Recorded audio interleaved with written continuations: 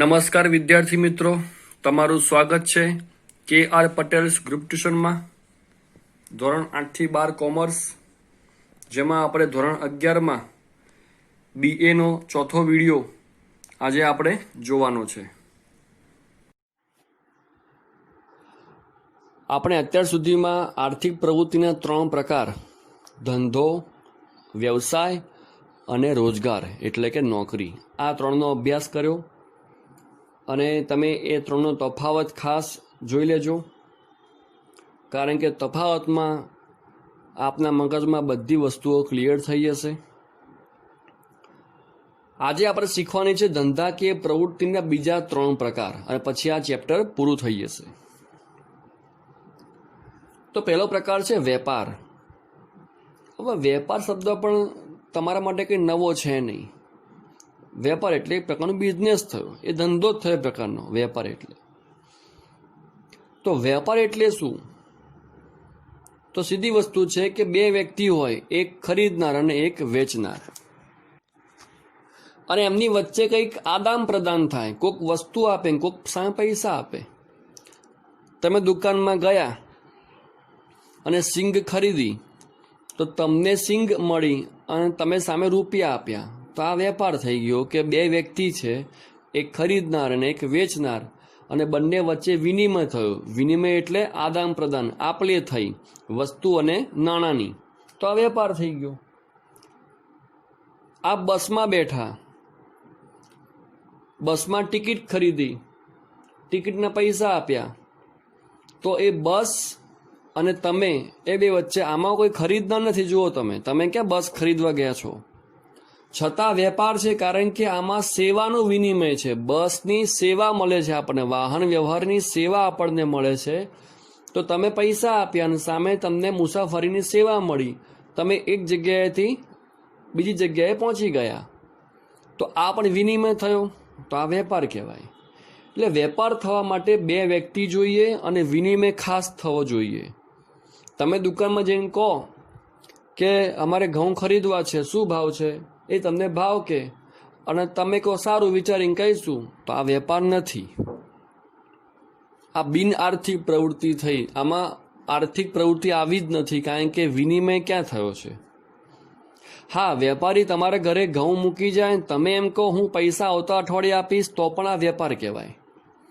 કારણ કે આપણે એકાઉન્ટમાં શીખીશું કે આ એક પ્રકારની ઉપજ થઈ ગઈ, વેપારી માટે ઉપજ થઈ ગઈ. ભલે આવક નથી થઈ હાલ, પણ હવે એને પૈસા ઉપજ્યા ખરા કે આજ નહીં તો કાલ તમારે પૈસા આપવા પડશે, કારણ કે તમે વસ્તુ મેળવી છે.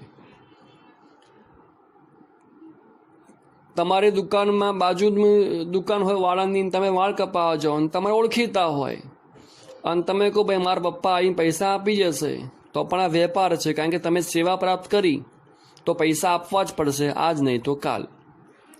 એટલે પૈસાનો વિનિમય ના થાય, માત્ર વસ્તુ કે સેવાનો વિનિમય થાય, તો પણ એ વેપાર કહેવાય. કારણ કે એ વ્યક્તિ જે સેવા કે વસ્તુ આપે છે એ પૈસા લેવા માટે હવે હક ધરાવે છે, એટલે એ વેપાર કહેવાય. આવા ઘણા બધા ઉદાહરણ તમારી આસપાસ તમને જોવા મળશે. તો વેપાર આને કહેવાય.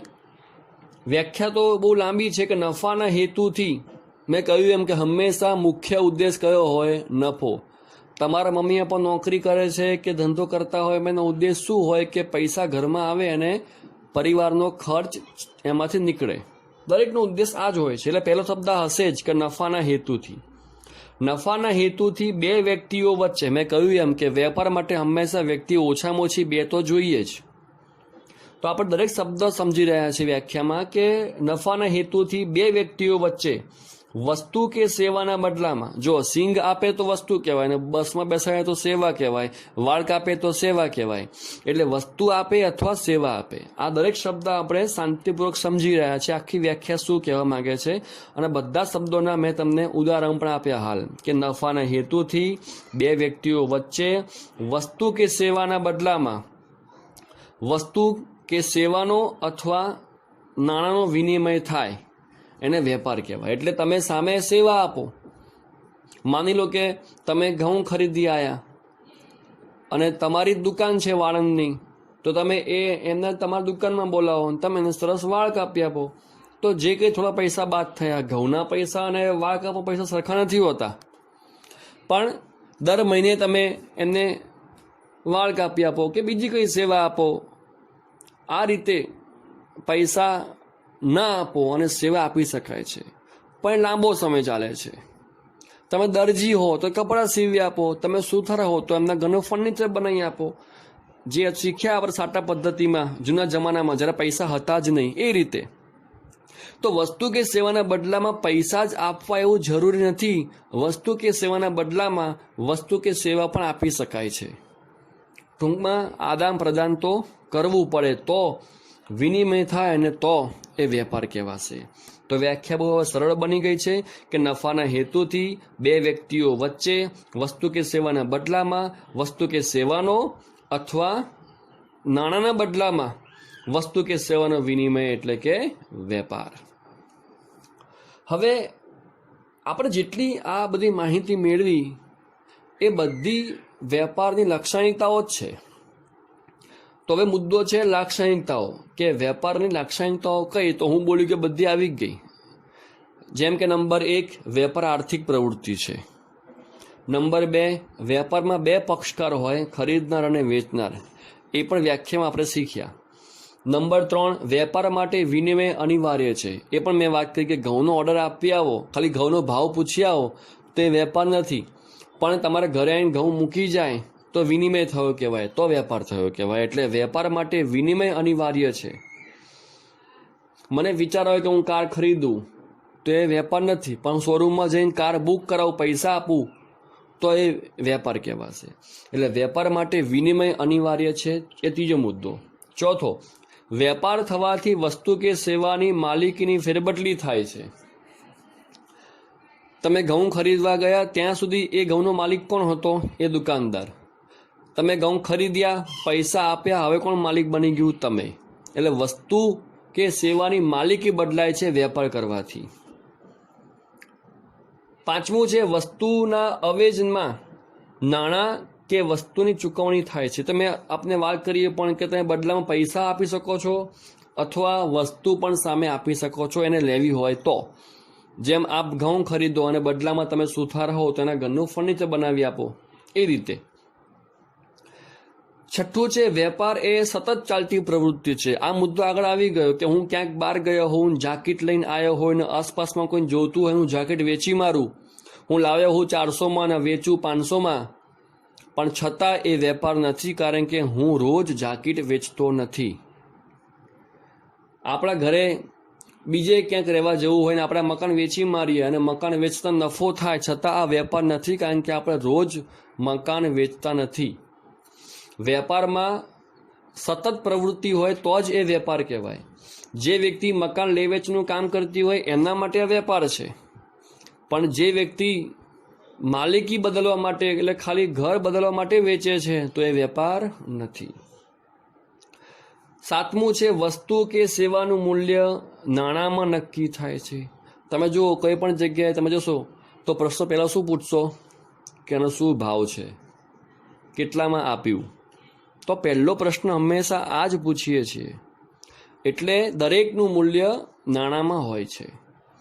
અને આઠમો છે વેપાર એ કાયદેસરની પ્રવૃત્તિ છે. એ પણ આગળ આવી ગયું કે ગુજરાતમાં જે વસ્તુની બંધી હોય એ વસ્તુ વેચીને નફો કરો તો એ ધંધો નથી, એ ગુનો છે. આ આગળ વાત થઈ આપણે, કારણ કે વેપારમાં જે કાયદાકીય રીતે માન્યતા મળી હોય તમે એ જ વસ્તુનો વેપાર કરી શકો છો. એટલે વેપાર એક એવી પ્રવૃત્તિ છે, કાયદેસરની પ્રવૃત્તિ છે. તો આ બધા જે 8 મુદ્દા બોલી ગયો એ લાક્ષણિકતાઓ છે. આપણે આની પહેલાં પણ રોજગાર અને વ્યવસાયના પણ લાક્ષણિકતાઓ જોઈ હતી, તો તમારે એ પણ ચોપડામાં લખવાની છે, જે માત્ર વાક્યોમાં છે. હા, જેના મુદ્દા હોય એમાં હું લખું છું ચોપડામાં, તમે વિડીયોમાં જોઈ પણ શકો છો, પણ જ્યાં મુદ્દા છે જ નહીં, હેડિંગ છે જ નહીં, માત્ર વાક્યો જ છે, એ હું લખતો નથી, ખાલી સમજાવું છું બોલીને આપણને. તો તમારે ટેક્સ્ટબુકમાંથી અથવા નવનીતમાંથી લખવાના રહેશે લાક્ષણિકતાઓ. જેટલું લખશો એટલું જલ્દી આપણને યાદ રહી જશે. તો એ રોજગાર, વ્યવસાય, આ વેપાર, એ લાક્ષણિકતાઓ જે તમે હેડિંગ વિડીયોમાં જોયા છે એ જે 8 કે 10 લાક્ષણિકતાઓ હોય એ તમારે લખવાની રહેશે. અને હું ફરી કહું છું, આપણી પાસે ટેક્સ્ટ બુક ના હોય તો મને કહેજો, હું વોટ્સઅપમાંથી તમને આખી બુક મોકલી આપીશ. એને PDF ફાઇલ કહેવાય. એમાં આખી ચોપડી આવી જાય છે, જે 3 કે 4 MBની જ હોય છે, વધારે જગ્યા રોકતી પણ નથી. તો વેપારની લાક્ષણિકતાઓ. હવે જોઈએ વેપારના પ્રકારો, કે વેપાર કેટલા પ્રકારના હોય. તો 2 પ્રકારના, એક આંતરિક અને એક આંતરરાષ્ટ્રીય. આંતરિક એટલે શું? દેશની સરહદની અંદર વેપાર થાય, એટલે કે ભારત દેશમાં જ વેપાર થાય. જેમ કે ચાણક્યપુરીનો વેપારી ઘાટોડિયા વેપાર કરે તો એ આંતરિક વેપાર છે. અમદાવાદનો વેપારી સુરતમાં વ્યક્તિ પાસે વેપાર કરે તો એ આંતરિક વેપાર છે. ગુજરાતનો વેપારી રાજસ્થાનમાં વેપાર કરે તો પણ આંતરિક વેપાર છે. એટલે માત્ર 2 પ્રદેશ, 2 શહેર, 2 રાજ્યો વચ્ચે પણ થાય એ બધા આંતરિક વેપાર છે. ટૂંકમાં દેશની અંદર થવા જોઈએ. તો તમે દેશની અંદર કોઈ પણ જગ્યાના વ્યક્તિ પાસે વેપાર કરો એ આંતરિક વેપાર કહેવાય. જેમ કે સફરજન થાય છે કાશ્મીરમાં અને ત્યાંથી આખા દેશમાં થાય છે, વેચાય છે, એ આંતરિક વેપાર છે. તો જે વસ્તુ જ્યાં બને છે ત્યાંથી આખા દેશમાં વેચાય છે, એ બધા આંતરિક વેપાર છે.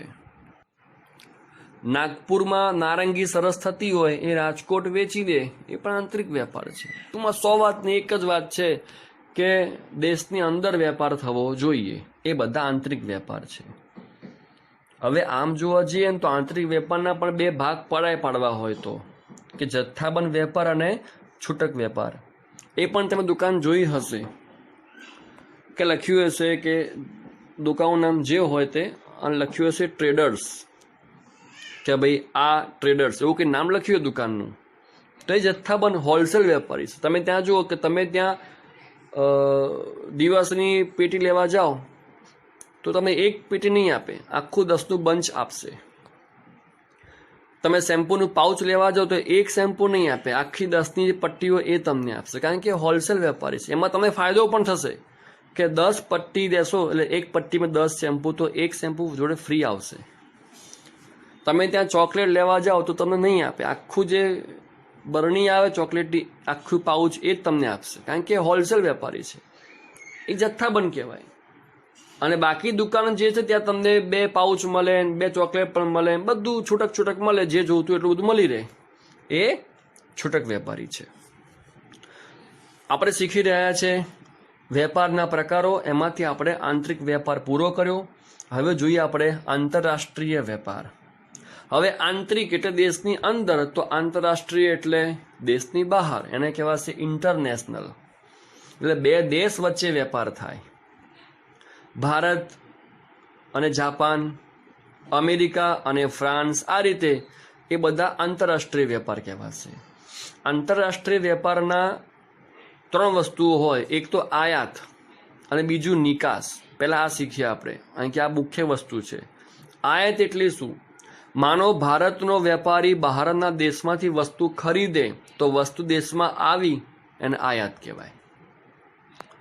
અને માનો ભારતનો વેપારી અન્ય દેશમાં માલ વેચે તો ભારતમાંથી જે કંઈ વસ્તુ કે માલ હોય એ બહાર જાય તો એ નિકાસ કહેવાય. એટલે આયાતમાં વસ્તુ વિદેશથી ભારતમાં આવે છે અને નિકાસમાં વસ્તુ ભારતથી વિદેશમાં જાય છે. એટલે આંતરરાષ્ટ્રીય વેપારમાં આયાત અને નિકાસ 2 વસ્તુ છે. ત્રીજું છે પુનઃ નિકાસ. પુનઃ નિકાસ શું છે ને એ હું તમને આગલા ચેપ્ટરમાં શીખવાડીશ. એ તમારે વિસ્તૃત મુદ્દો છે આખો, તમને હું ત્યારે શીખવાડીશ. તો આંતરરાષ્ટ્રીય વેપાર એટલે મેં કહ્યું એમ કે 2 દેશ વચ્ચે થતો વેપાર. એમાં કુલ 3 વસ્તુ આવે છે: આયાત વેપાર, નિકાસ વેપાર અને પુનઃ નિકાસ વેપાર. તો આ વાત થઈ આખી વેપારની, કે વેપારનો અર્થ, એની લાક્ષણિકતાઓ, એના પ્રકારો આંતરિક અને આંતરરાષ્ટ્રીય. અને હવે આપણે શીખી રહ્યા છે ધંધાકીય પ્રવૃત્તિનું વર્ગીકરણ 3 રીતે કર્યું છે. એક વેપાર, બીજું વાણિજ્ય અને ત્રીજું ઉદ્યોગ. તો અહીંયા વેપારનો મુદ્દો પૂરો થાય છે. હવે બીજો પ્રકાર છે વાણિજ્ય. વાણિજ્ય તો આપણા આખો વિષયનું નામ જ છે, વાણિજ્ય વ્યવસ્થા અને સંચાલન. વાણિજ્ય એટલે કોમર્સ. વાણિજ્ય બહુ ઊંડો અર્થ ધરાવે છે, બહુ વિસ્તૃત અર્થ ધરાવે છે. તમે કોઈ વસ્તુ ખરીદો છો એ તો વેપાર છે. તો વાણિજ્ય શું છે? તો વાણિજ્ય એટલે વેપાર ઉપરાંત જે સેવાઓ મળે છે, બધી સેવાઓ. જેમ કે બેંક, જે મોટો વેપારી છે, જે લાખોમાં માલ વેચે છે અને માલ ખરીદે છે, લાખોનો હિસાબ કરવાનો હોય છે રોકડામાં, તે કેટલું જોખમ કહેવાય. એટલા માટે પૈસા બેંકમાં મૂકે છે અને ચેકથી જ વ્યવહાર કરે છે, એટલે ક્યાંય પણ જોખમ ના રહે. તો બેંક એ આપણને સેવા આપે છે.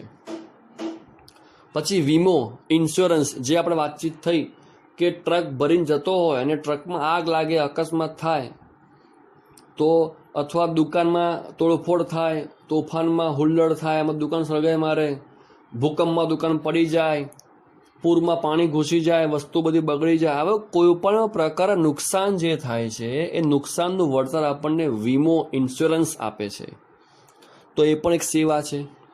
વાહન વ્યવહાર, વાત થઈ આપણે કે કાશ્મીરના સફરજન અમદાવાદમાં આવે છે, પણ શેમાં આવે છે? તો કે વાહન વ્યવહારથી આવે છે. જો વાહન વ્યવહાર ના હોત તો આ વેપાર થાત ના થાય. એટલે વાહન વ્યવહાર છે તો એક રાજ્યથી બીજા રાજ્યમાં અથવા એક શહેરથી બીજા શહેરમાં વેપાર થઈ શકે છે. એટલે વાહન વ્યવહાર પણ વેપારમાં એક સહાયક એટલે કે મદદરૂપ છે. સંદેશા વ્યવહાર, ફોન ના હોય તો તમે કોન્ટેક્ટ કરી શકો?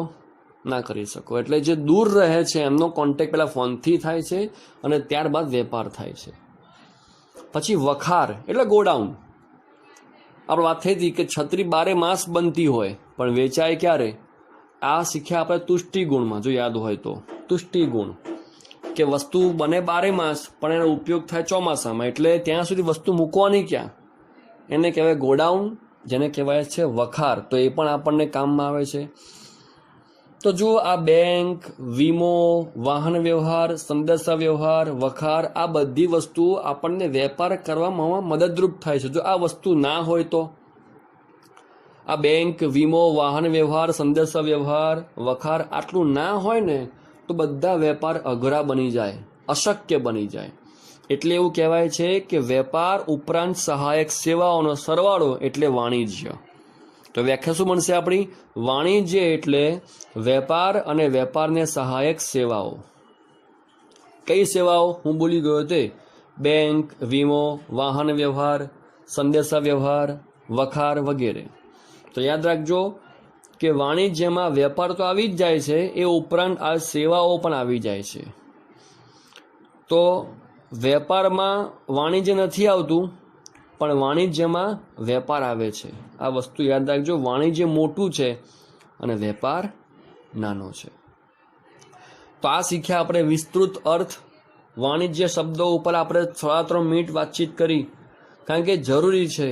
જો તમને શબ્દનો અર્થ જ ખબર ના હોય તો તમે ટોપિક ભણશો કઈ રીતે? એટલા માટે મેં તમને આટલી 3.5 મિનિટ સુધી આ શબ્દ વિશે સમજાવ્યું કે આ વાણિજ્ય છે શું. બરાબર? તો આ જેટલી પણ સેવાઓ છે એ સહિત વેપાર કરો એ વાણિજ્ય છે. તો વાણિજ્યની લાક્ષણિકતાઓ કઈ? તો પહેલી છે, વાણિજ્ય શબ્દમાં વેપારનો સમાવેશ થઈ જાય છે, કારણ કે વાણિજ્ય બરાબર વેપાર વત્તા સેવાઓ. બીજું, વાણિજ્ય આર્થિક પ્રવૃત્તિ છે, એ તો દરેકમાં આવે છે, આર્થિક પ્રવૃત્તિ તો હોય જ. ત્રીજું, વેપારને મદદરૂપ સેવાઓ પણ વાણિજ્યમાં આવે છે. એ તો વ્યાખ્યા છે કે વાણિજ્ય બરાબર વેપાર વત્તા સેવાઓ. તો જુઓ, આ સૂત્ર હું બોલી ગયો ને કે વાણિજ્ય બરાબર વેપાર વત્તા સેવાઓ, તો આનાથી 2 લક્ષણ બની ગયા. એક, વાણિજ્યમાં વેપાર આવે છે, બીજું વાણિજ્યમાં સેવા આવે છે. કારણ કે બંને વેપાર પ્લસ સેવા હોવાથી એ બંને લક્ષણમાં મૂકી જ દેવાના. તો આ સૂત્રો ઉપરથી આપણને 2 લક્ષણ મળે રહેવા જોઈએ કે વાણિજ્યમાં વેપાર આવે છે અને નંબર 2 વાણિજ્યમાં સેવા આવે છે. તો આ વ્યાખ્યા, આ સૂત્રો ઉપરથી જ આપણને લક્ષણ 2 તો મળે રહી ગયા. અને ત્રીજું હું બોલી ગયો, આર્થિક પ્રવૃત્તિ છે. હવે ચોથું, વસ્તુના સમય અને સ્થળ ઉપયોગિતામાં વધારો થાય છે. આ મુદ્દો ક્યાં લિંક થાય? મેં હાલ વાત કરી એમ કે છત્રી 12 માસ બને, પણ ઉપયોગમાં ક્યારે આવે? વરસાદ પડે ત્યારે.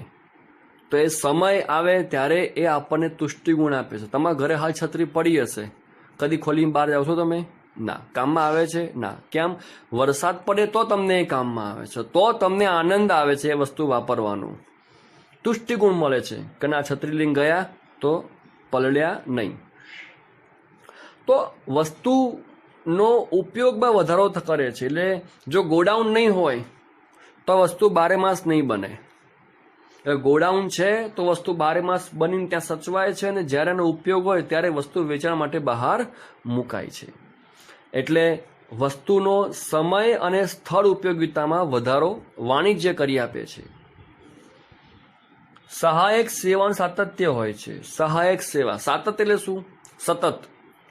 આપણે વાત થઈ હતી કે વેપારમાં પ્રવૃત્તિ સતત હોય. આપણે ક્યાંય બહાર ગયા હોય, કોઈ વસ્તુ લાયા હોય ઘરે અને કોઈક બાજુમાં વેચી મારીએ આપણે, પણ એ વેપાર નથી. ક્યાંક બીજે રહેવા ગઈએ અને મકાન વેચી મારીએ, પણ એ વેપાર નથી. તો વાણિજ્યમાં પણ સાતત્ય હોવું જોઈએ.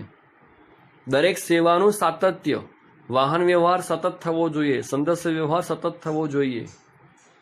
તમે ક્યાંક જતા હો બહારગામ, અને એ બહારગામ તમારા પડોશીને કોઈ સગા રહેતા હોય અને કહો તમે આ લઈ જાઓ, પેટી ગાડી મૂકીને ત્યાં લેવા આવશે અમારા સગા, તો તમે વાહન વ્યવહાર તરીકે એમના કામમાં આવ્યા, પણ છતાં તમે વેપાર નથી કર્યો કે વાણિજ્ય પણ નથી આપ્યું, કારણ કે તમે રોજ ત્યાં જવાના નથી. તો આ બધી સેવાઓ જે છે એ પણ સતત ચાલતી હોવી જોઈએ. તો આ હતા વાણિજ્યના લાક્ષણિકતાઓ. તો વાણિજ્ય એટલે માત્ર 2 વસ્તુ યાદ રાખજો કે વેપાર અને એની સેવાઓ. આ બધી સેવાઓના અલગ અલગ પાઠ તમારે આગળ ભણવાના છે. બેંકનો પાઠ આવશે, વીમો એટલે શું એ આવશે, એ બધા પાઠ તમારે આગળ સરસ શાંતિથી ભણવાના છે. પણ હાલ શું યાદ રાખશો તમે કે વાણિજ્ય એટલે વેપાર વત્તા સેવાઓ, અને એના આધારે લાક્ષણિકતાઓ આપણે જોઈ. તો અહીંયા વાણિજ્યમાં પૂરું થાય છે. પણ ટેક્સ્ટ બુકમાં વેપાર અને વાણિજ્યનો તફાવત પણ તમને આપ્યો છે, તમે એ પણ જોજો. મેં કહ્યું એમ કે જો સેવાઓ ના હોય તો આ બેંક, વીમો, સંદેશા વ્યવહાર, વાહન વ્યવહાર ન હોય તો બધા વેપાર અઘરા અને અશક્ય થઈ જાય. તમે તમારા વિસ્તારમાં વેપાર કરી શકો, પણ તમારે અન્ય શહેરમાં વેપાર કરવો હોય અને વાહન વ્યવહાર ન હોય તો થાય ખરો? ના થાય. એટલે વેપાર છે ને એનું ક્ષેત્ર મર્યાદિત થઈ જાય. પણ વાણિજ્ય હોય તો તમે દૂર દૂર સુધી વેપાર કરી શકો છો. તો વેપાર અને વાણિજ્યનો તફાવત ટેક્સ્ટ બુકમાં આપ્યો છે ને, અભ્યાસ કરજો. મુખ્ય આ યાદ રાખજો કે વાણિજ્યમાં વેપાર આવી જાય છે, વેપારમાં વાણિજ્ય આવતું નથી. વાણિજ્ય હંમેશા મોટું છે એ યાદ રાખશો તો આ વાક્ય ગોખવું નહીં પડે કે વાણિજ્ય મોટું છે એટલે વાણિજ્યમાં વેપાર આવી જાય છે. તો અહીંયા આ બીજો પ્રકાર પૂરો થાય છે વાણિજ્યનો. તો આપણે શીખી રહ્યા છીએ ધંધાકીય પ્રવૃત્તિના વર્ગીકરણ. એમાં આપણે વેપાર સમજ્યા, વાણિજ્ય સમજ્યા, અને હવે સમજીએ છીએ આપણે ત્રીજો પ્રકાર ઉદ્યોગ, જે આ પ્રકરણનો છેલ્લો પ્રકાર છે. હવે ઉદ્યોગ એટલે શું? તો કોઈ પણ વસ્તુ ઉપર પ્રક્રિયા કરો અને વપરાશ યોગ્ય બનાવો એ ઉદ્યોગ. જેમ કે લાકડું હોય એમાંથી ફર્નિચર બનાવો તો ઉપયોગમાં આવે તો એ ઉદ્યોગ છે. રૂ હોય એમાંથી કાપડ બનાવો તો એ ઉદ્યોગ છે.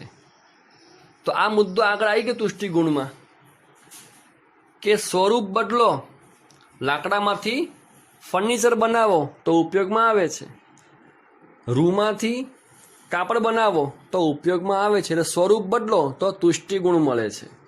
એટલે ઉદ્યોગ છે ને એ ખરેખર તુષ્ટિગુણમાં વધારો કરવાનું કામ કરે છે. તો એ વસ્તુ છે. હવે લાકડામાંથી બન્યું ફર્નિચર, તો સમજો લાકડું ખો શું કહેવાય? કાચો માલ. કાચા માલ ઉપર આપણે પ્રક્રિયા કરી અને વસ્તુ વપરાશ યોગ્ય બનાવી, તો જેની ઉપર પ્રક્રિયા થાય ને એ કાચો માલ કહેવાય. રૂમાંથી કાપડ બન્યું તો રૂ શું કહેવાય? કાચો માલ.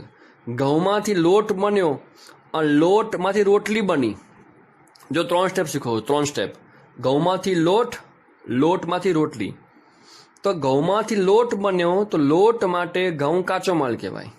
અને બીજું સ્ટેપ, લોટમાંથી રોટલી બની તો રોટલી માટે લોટ કાચો માલ કહેવાય. બરાબર. આમ જે વસ્તુ ઉપર પ્રક્રિયા થાય એ કાચો માલ કહેવાય. જે વસ્તુ બનાવવા, જે વસ્તુ ઉપર પ્રક્રિયા થાય એ કાચો માલ કહેવાય. તો હવે તમને આ શબ્દ ખ્યાલ આવી ગયો. ઉદ્યોગ એટલે શું? ઉદ્યોગ એટલે કોઈ પણ વસ્તુ ઉપર પ્રક્રિયા કરીને વપરાશ યોગ્ય બનાવવું, એને કહેવાશે ઉદ્યોગ. હવે ઉદ્યોગના 3 પ્રકાર છે: પ્રાથમિક ઉદ્યોગ, ગૌણ ઉદ્યોગ અને આનુષંગિક ઉદ્યોગ. તમે આ બધા ઉદ્યોગો ધોરણ 10માં ભણ્યા છો સામાજિક વિજ્ઞાનમાં. પ્રાથમિક ઉદ્યોગ આ એવો ઉદ્યોગ છે જે કુદરત પર આધારિત છે, જેમાં તમારે કોઈ જ પ્રક્રિયા કરવાની નથી. કોઈ જ પ્રક્રિયા નહીં કરવાની. જેમ કે ખેતી કરી, અનાજ પાક્યું, વેચી મારો. કોઈ પ્રક્રિયા નહીં કરવાની. આગળ જે ખરીદશે એ પ્રક્રિયા કરશે, પણ તમારે કોઈ પ્રક્રિયા કરવાની નથી. પછી પશુપાલન. તમે ગાય ભેંસ રાખો છો, એ દૂધ આપે, વેચી મારો. પછી આગળ એની પર પ્રક્રિયા થાય, પેસ્ચ્યુરાઇઝ થાય, દૂધ કોથળીમાં પેકિંગ થાય અને વેચાય, એ એમની વસ્તુ છે. પણ આપણી વસ્તુ શું કે ભાઈ વેચી મારો, કોઈ પ્રક્રિયા કરવાની નથી. એને પ્રાથમિક ઉદ્યોગ કહેવાય. મરઘા બતકા ઉછેર, એ જે ઈંડા આપે એ વેચી મારો. માછીમારી એને કહેવાય મત્સ્ય ઉદ્યોગ. માછલી પકડો, વેચી મારો. અગરિયા, મીઠું પકવો, વેચી મારો. આગળ એની પર પ્રક્રિયા થાય, એ ખાવા યોગ્ય બનાવવી, એમાં આયોડિન પ્રક્રિયા આગળ થાય. પણ પ્રાથમિકમાં ઉદ્યોગમાં આ રીતનું હોય છે કે ડાયરેક્ટ વેચી મારો. મધમાખી ઉછેર, મધ આવ્યું, વેચી મારો. પછી એ કંપની એની પર પ્રક્રિયા કરીને આગળ વેચશે. તો આ બધા પ્રાથમિક ઉદ્યોગ છે. ઘેટા બકરા, કે એમાંથી ઊન મળ્યું, વેચી મારો. તો આ રીતે પ્રાથમિક ઉદ્યોગ એટલે હવે સમજી ગયા તમે કે જે વસ્તુ આપણને તૈયાર મળે છે કુદરત તરફથી, એ બધી વસ્તુઓ માણસ બનાવતો નથી. તમે જુઓ, આ ઊન, ઈંડા, દૂધ, આ ખેતી, એ પણ જમીન ઉગાડે છે. આપણે ખાલી પ્રયત્ન કરીએ છીએ. આ માછીમારી એટલે માછલીઓ, મીઠું, આ બધું તૈયાર મળે છે, આપણે માત્ર એને વેચીએ છીએ. તો આ બધા પ્રાથમિક ઉદ્યોગ કે જેમાં કોઈ પ્રક્રિયા કરવાની હોતી નથી, માત્ર એને આપણે વેચવાની હોય છે. બીજું છે ગૌણ ઉદ્યોગ. તો પ્રાથમિક પછીનો સ્ટેપ છે આ. તો જે કોઈ વસ્તુ પ્રાથમિક ઉદ્યોગથી મળી છે, હવે એની ઉપર પ્રક્રિયા કરીએ, ટેકનોલોજી વાપરીએ, વપરાશ યોગ્ય બનાવીએ, વિવિધતા એમાં લાવીએ અને પછી વેચીએ, એને ગૌણ ઉદ્યોગ કહેવાય. જેમ કે ગાય ભેંસનું જે છાણ હોય એમાંથી એ લોકો ખાતર બનાવ્યું હોય, પછી એમાં એ લોકો રસાયણ ખાતર એટલે રાસાયણિક ખાતર એ બધું આગળ બનાવે છે. પછી નવા નવા રંગ રસાયણ બનાવે છે, સ્ટીલ બનાવે છે. એવા ઉદ્યોગો જે સ્થપાય છે એ બધું ગૌણ ઉદ્યોગમાં આવે છે, કે જેમાં યંત્રો હોય, ટેકનોલોજી હોય. ટૂંકમાં પ્રાથમિક ઉદ્યોગની વસ્તુઓ ઉપર પ્રક્રિયા કરીને એને વપરાશ યોગ્ય બનાવી, એમાં વિવિધતા લાવવી, વેરાયટીઝ લાવવી, એ બધો ગૌણ ઉદ્યોગ છે. અને ત્રીજું છે આનુષંગિક ઉદ્યોગ. તો એ તો સેવા છે. આગળ વાત થઈ આપણી, કઈ સેવા હતી? બેંક, વીમો, વાહન વ્યવહાર, સંદેશ વ્યવહાર, વખાર, એ બધી જે સેવા હતી, બસ એને કહેવાશે આનુષંગિક સેવા, એટલે આનુષંગિક ઉદ્યોગ કહી શકાય એને. તો આ સેવા એટલે કે એવું કહી શકાય કે પ્રાથમિક ઉદ્યોગ અને ગૌણ ઉદ્યોગને મદદમાં આવતી સેવા એટલે આનુષંગિક સેવા, આનુષંગિક ઉદ્યોગ. એક સિમ્પલ વાત કહી દઈએ કે રૂમાંથી રૂ વેચ્યું એ પ્રાથમિક ઉદ્યોગ, રૂમાંથી કાપડ બન્યું એ ગૌણ ઉદ્યોગ, અને એ કાપડમાંથી તૈયાર કપડાં બન્યા એ આનુષંગિક ઉદ્યોગ. ઘઉં વેચી માર્યા એ પ્રાથમિક ઉદ્યોગ, ઘઉંમાંથી લોટ બન્યો એ ગૌણ ઉદ્યોગ, પછી લોટમાંથી આ બ્રેડ, પાઉં, બિસ્કિટ વગેરે બન્યું એ આનુષંગિક ઉદ્યોગ.